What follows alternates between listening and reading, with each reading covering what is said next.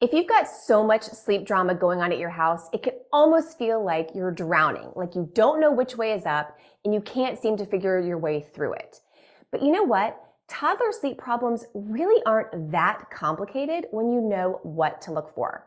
So if your toddler doesn't sleep well, there are typically three main reasons why. So let's dig into those today so you can start fixing them tonight.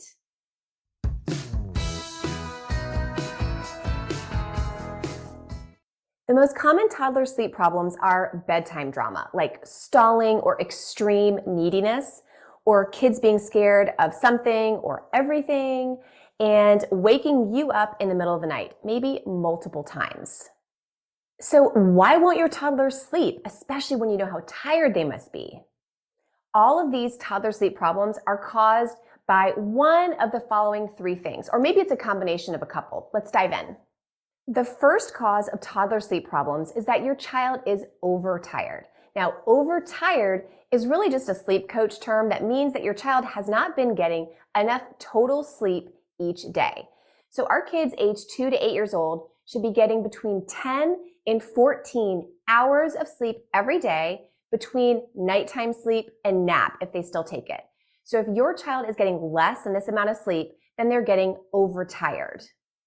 So what happens with overtired kids is they get a rush of cortisol, which is a stress hormone that basically gives your child like a second wind, and it makes sleep really, really difficult.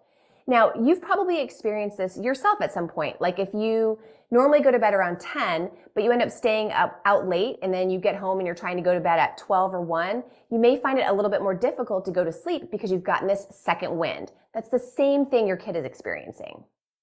Overtired kids struggle to fall asleep too. So cue the bedtime crankiness and the clinginess and the tantrums and running out of the room a million times because your child actually can't calm their body down. It's like all amped up from the cortisol and having that kind of rush of a second wind.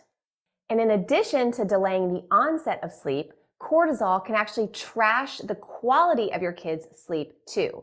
And what this means is that when your kids are overtired, you're going to start to see more frequent night wake-ups, and then even those super annoying early morning wake-ups in the 5 o'clock hour.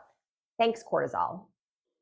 Now, the best way to overcome this overtiredness is to get your child more sleep. Because remember, it's caused because your child is not getting enough sleep in a 24-hour period.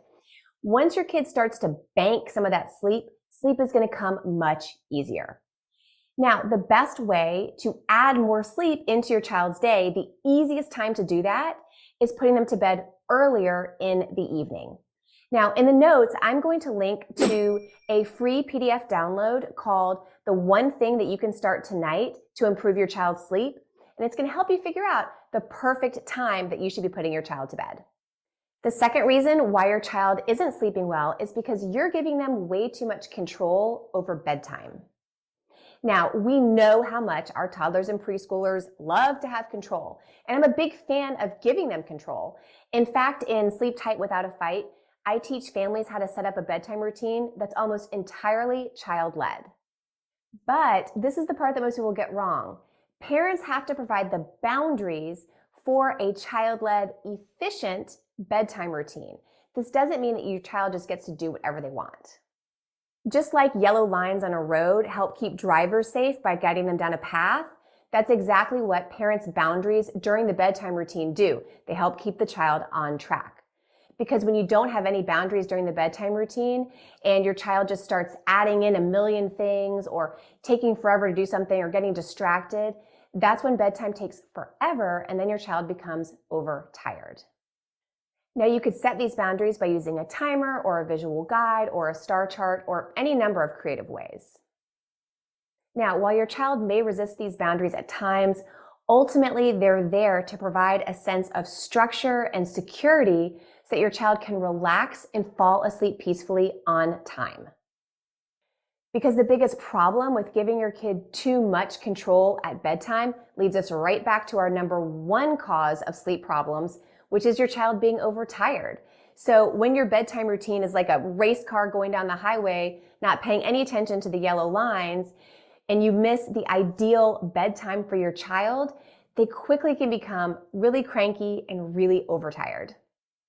Third reason why your child won't sleep well is because they've become too reliant on you for sleep. Now, what kids have when they fall asleep is what they need in order to stay asleep. So you've probably seen this happen with like passies or loveys in the past. Let's say your child falls asleep with a pacifier in their mouth, and then at some point in the night it falls out, or they have a lovey that gets lost in the covers. Well, at some point when they start stirring around in their sleep, they're going to notice that that is gone, that the passy's gone, or they can't find their lovey, and they're going to wake up to try to find it. Because what they're trying to do is recreate the exact things that they had when they fell asleep initially. So if your child is asking you to stay with them while they fall asleep, or if you end up staying in their room because they just won't stay put and you don't know what else to do, what's happening is you're making yourself a vital part of their sleep.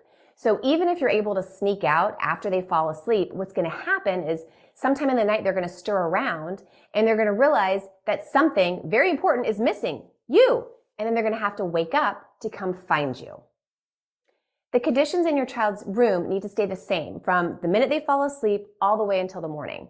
That's why the goal of all sleep training is to get your child to be a solo sleeper. Because once they can fall asleep independently in their room by themselves, that's how they can stay asleep all night long without waking up. To learn more about this, check out this video.